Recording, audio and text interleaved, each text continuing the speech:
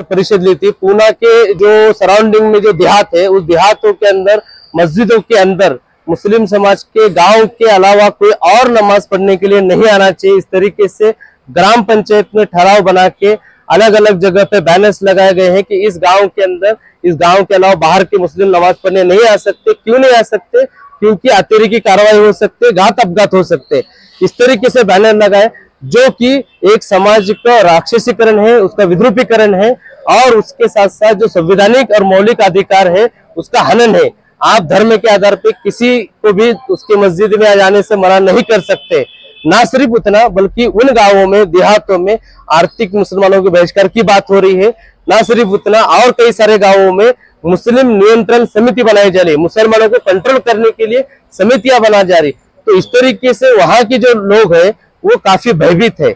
और ये संवैधानिक जो इंस्टीट्यूशन है ग्राम पंचायत, ये ग्राम पंचायत की तरफ से होना कभी भी उम्मीद नहीं थी, क्योंकि ये संवैधानिक इंस्टीट्यूशन होने के तहत इस तरीके से बेकायदेशीर असंवैधानिक ठहराव वो पास नहीं कर सकते। इस बारे में हमने जिलाधिकारी, पुलिस प्रशासन को इसके पहले भी बताया था, अभी भी हमने ये किया है।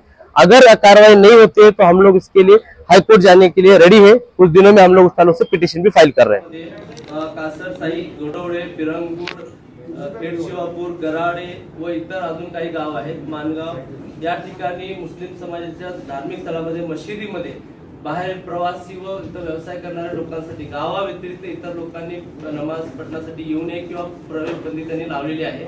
असे काही ग्रामसभेने असंविधानिक व बेकायदेशीर ठराव पास केलेले आहे। कारण ग्रामपंचायत ही संविधानिक इन्स्टिट्यूशन आहे, ते अशा पद्धतीचे बेकायदेशीर असंविधानिक ठराव करू शकत नाही। धार्मिक आधारावर हे जे काही केलेले ते मुस्लिम समाजाच्या प्रार्थनेच्या व धार्मिक अधिकारांचं उल्लंघन आहे। या संदर्भात प्रशासन, पोलीस प्रशासनाला पूर्ण कल्पना आहे, पण पोलीस प्रशासन या संदर्भात कारवाई करू इच्छित नाहीये। यापूर्वी त्यांना तक्रार दिलेली आहे। कलेक्टर साहेबांना यापूर्वी 1 महिन्यापूर्वी तक्रार दिली होती की गावामध्ये, ग्रामीण भागामध्ये असे असंविधानिक ठराव पास होत आहेत, मुस्लिम समाजावरती दबाव टाकण्यात येत आहे। काही गावामध्ये ईद देखील साजरी करण्यात आलेली नाहीये, कारण बाहेरचे लोक ईदच्या आजूबाजू परिसराची येतील म्हणून। तर हे कन्सर्न जे आहे ते अप्रत्यक्षरित्या हिंदुत्ववादी, भाजपा, संघ परिवार, बजरंग दल सारख्या विघटनवादी संघटनांकडून हे ध्रुवीकरणाचं राजकारण करत आहेत। ते आगामी येत्या स्थानिक स्वराज्य इलेक्शनला समोर ठेवून, कारण सृजनशील असं दाखवण्यासारखं डेव्हलपमेंट त्यांच्याकडे काही नाहीये। फक्त एवढंच म्हणायचं आहे की अल्पसंख्याक आहे, त्यांच्या मूलभूत संविधानिक अधिकारांचं रक्षण करणं हे प्रशासनाचं काम आहे, शासनाचं काम आहे। ते होत नाहीये। हे कुठे ना कुठे सरकारकडून हे पुरस्कृत आहे असंच दिसून येत आहे। ग्रामीण भागामध्ये मुस्लिम धार्मिक स्थळ म्हणजे मशिदीमध्ये जे आहे त्या गावाव्यतिरिक्त बाहेरच्या मुसलमानांना प्रवेश निषिद्ध करण्यात आलेला आहे, प्रतिबंधित करण्यात आलेला आहे। आणि हे जे काही निर्णय आहेत ते ग्रामपंचायतीच्या माध्यमातून घेण्यात आलेला आहे। आणि आम्हाला आमचं कन्सर्न हेच आहे की फक्त एक गाव असं नाहीये आणि एक असं फक्त प्रतिबंध असं नाहीये। भरपूर काही घटना घडलेल्या आहेत। मागच्या ईदच्या आता बकरीद गेलेली आहे, त्याच्यामध्ये काही गावामध्ये तर ईदची नमाज पठण करण्यात आलेली नाहीये।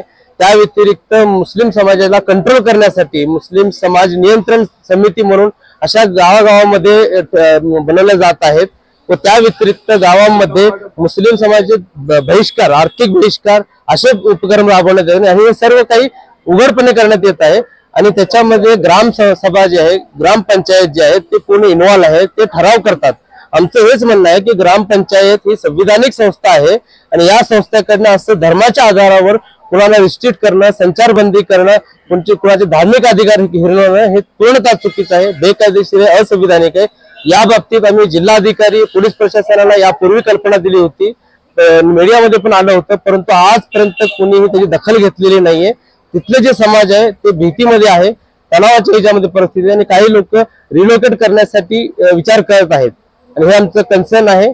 या बाबतीत आम्ही तिथले नेते जे आहेत, सुप्रियाताई सुळेंचा तो बेसिकली मोठा एक प्रभाग मतदारसंघ पडतो, परंतु हे सगळं सरफेस मध्ये असताना, पब्लिक डोमेन मध्ये असताना त्यांच्याकडूनही कोणतीही या बाबतीत इनिशिएट करण्यात आलेलं नाहीये।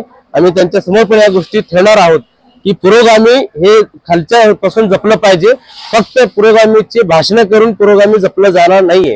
हे मागच्या काही महिन्यापासून होत आहे। आता स्थानिक स्वराज्य संस्थेचे निवडणुका येणार आहेत आणि याच्यामध्ये माहिती आहे की स्मार्ट सिटी पुणे म्हणून हे पण दाखवण्यात आलं आणि ग्रामीण भागामध्ये देखील ज्यांना भाजपा आणि संघ परिवार संबंधित जे संघटना आहेत त्यांना माहित आहे की पुण्याला असं काही कन्स्ट्रक्टिव्ह भेटलेलं नाहीये. स्मार्ट सिटीचं थोतांड हे पहिल्या पावसामध्ये सगळं उघडं पडलेलं आहे आणि हे फेल्युअर जे आहे अयशस्वी हे जाऊन पब्लिक मध्ये सांगण्यासारखं काही नाही. म्हणून हे धार्मिक ध्रुवीकरणाचं राजकारण करत आहेत.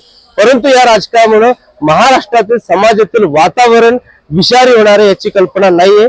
हे फक्त राजकारण चालू आहे. त्यामध्ये मोस्ट ऑफ दी जे आहेत ना, जे सेक्युलर म्हणणारे सोकॉल ते पण पक्ष आहेत, कारण त्यांची मुकसंमती आहे. 10-12 गावांमध्ये हे सगळं घडत असताना एनसीपी असू दे, मग ते दोन एनसीपी असू दे, काँग्रेस असू दे, यांना कल्पना अशातला भाग नाहीये.